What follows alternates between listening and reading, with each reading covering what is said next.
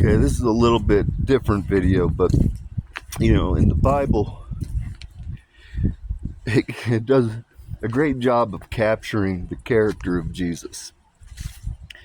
But what it doesn't so much show you is the comedic side of who Jesus was. He had a great sense of humor. He had impeccable timing.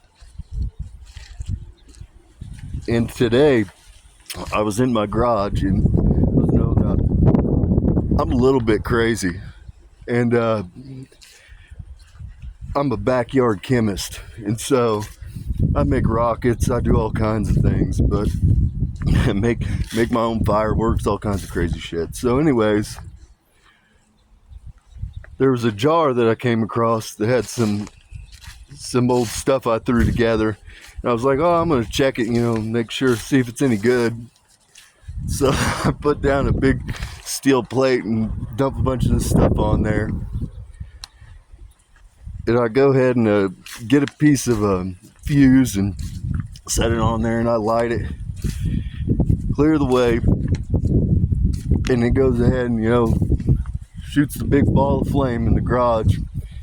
And I guess it was a little more than I was anticipating. And so the whole garage was filled up with this horrific smelling smoke. And anyhow, so I look around and I'm like, oh damn, might have went a little bit overboard on that. So I go to the door to open the door, and as I'm standing there, those who know, the Trinity is walking with me right now. So Jesus, Uriel, I call him Uriel, but you guys call him Jesus. He's in me, and he pulls on me and guides me through the afflictions of the cross, through stigmata. So he pulls me through the wrist. And so one of the things that happens a lot of times, like if there's a demon around, he'll take my hand and make the fist as in to squeeze the blood over a person.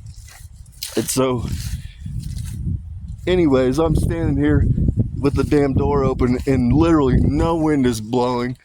This smoke's just sitting there, just dead in the air in my damn garage, thick as can be.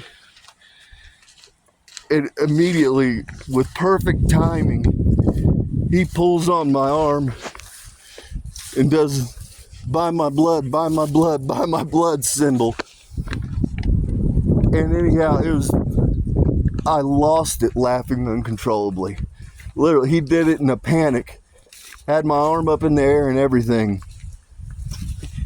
to do the buy my blood in order to get the smoke out of the room from the pyrotechnics I just lit off on a 1/4-inch steel plate on top of a freezer.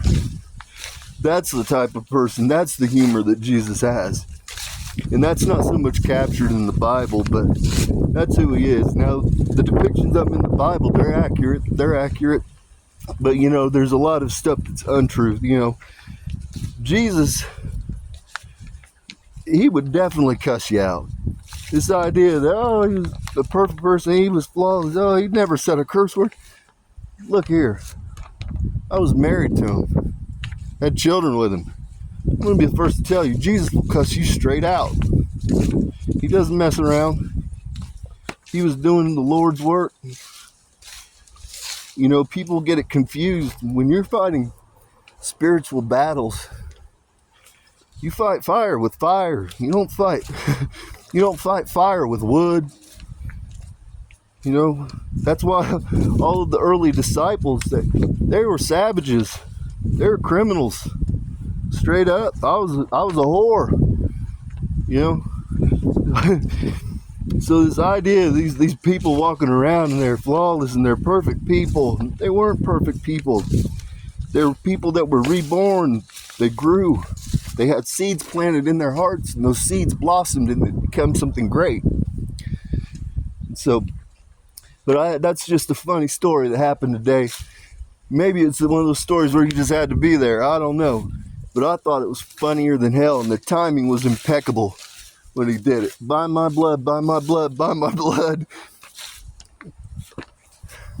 So that's the humor that Jesus had. That's the timing that Jesus had. He could have been a comedian if he lived today. And so I'm going to leave you with that. You folks have a good day. Peace and blessings be with you.